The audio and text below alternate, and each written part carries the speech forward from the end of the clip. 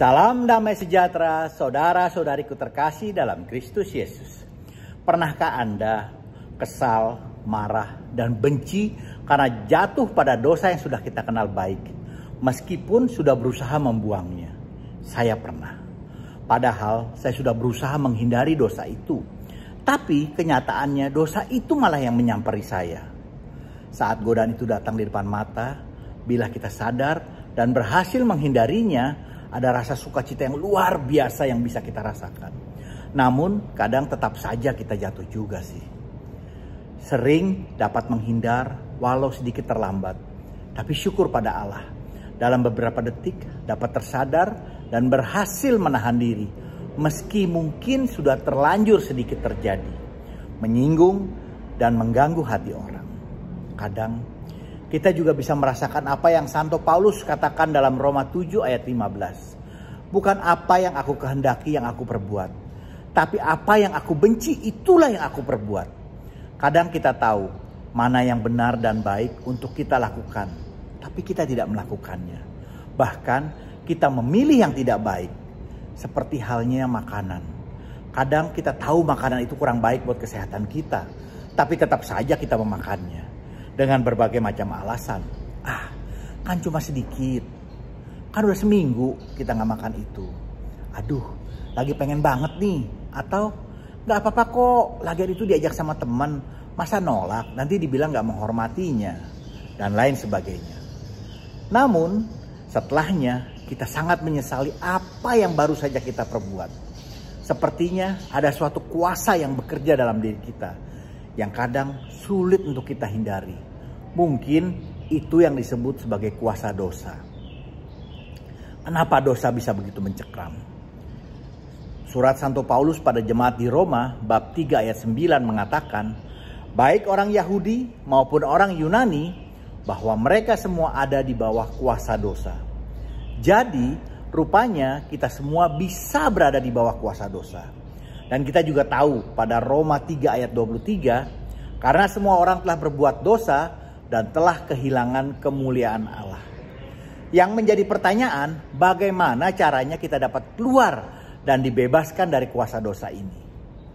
Saat manusia berdosa, tentunya relasi dengan Tuhan menjadi terputus dan terganggu, menjadi terkoyak dan teraniaya, seperti dikatakan pada Yesaya 59 ayat 2. Tetapi yang merupakan pemisah antara kamu dengan Allahmu, ialah segala kejahatanmu, yang membuat dia menyembunyikan diri terhadap kamu, sehingga ia tidak mendengar, ialah segala dosamu.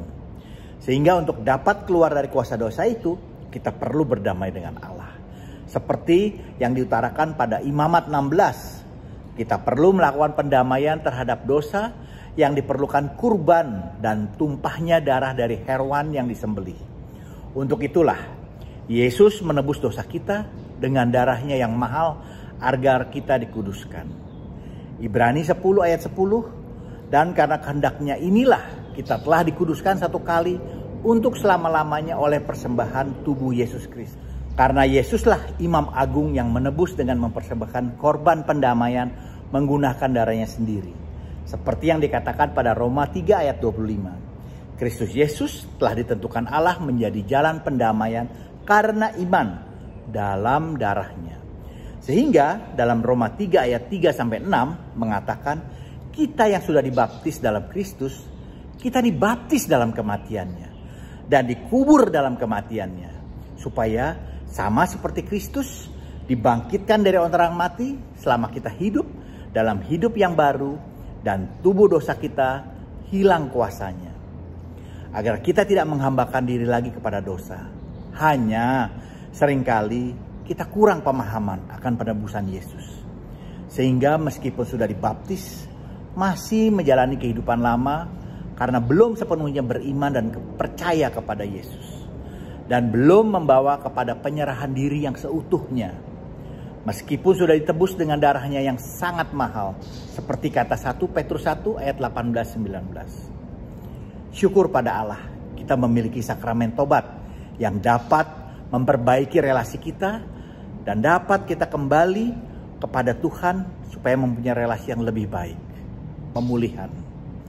Sekarang tentunya kita semua tahu bahwa kita hanya dapat keluar dan bebaskan dari kuasa dosa melalui Yesus. Melalui iman dan kepercayaan kita kepada Yesus Kristus. Bukan melalui Taurat, juga bukan melalui perbuatan baik atau pahala kita. Tetapi melalui iman kita kepada Tuhan Yesus. Seperti dikatakan pada Roma 3 ayat 29. Karena kami yakin bahwa manusia dibenarkan karena iman. Dan bukan karena ia melakukan hukum Taurat. Seperti juga dapat dilihat dalam perjanjian lama, di mana Abraham dibenarkan karena imannya, bukan karena hukum Taurat. Abraham dibenarkan melalui iman kepercayaannya, bukan karena disunat untuk melakukan hukum Taurat, juga bukan karena perbuatan baiknya. Namun demikian, kita juga perlu sadar, saat kita percaya dan beriman kepada Yesus, maka kita akan selalu menjaga relasi yang mesra dengan Yesus. Dan ingin menjadi sepertinya, melakukan perbuatan kasih, melakukan perbuatan baik yang menunjukkan iman kita. Jadi perbuatan baik juga sangat perlu, bukan tidak perlu dan tidak bisa diabaikan begitu saja. Kebersatuan kita dengan Allah melalui relasi yang mesra membuat manusia memiliki keinginan untuk selalu hidup bersama Tuhan dan melakukan kehendak Allah. Sehingga keinginan Allah lah yang menjadi keinginan kita, bukan lagi ego pribadi. Karena manusia jatuh karena keinginannya sendiri, diseret dan dipikat oleh keinginannya sendiri. Dan bila keinginan itu sudah dibuahi, ia melahirkan dosa. Apabila dosa sudah matang, ia melahirkan maut. Bila ada masukan, mohon berikan komentar Anda. Jangan lupa di like dan subscribe. Juga di share agar kita dapat saling memberkati. Amin. Tuhan Yesus memberkati kita semua.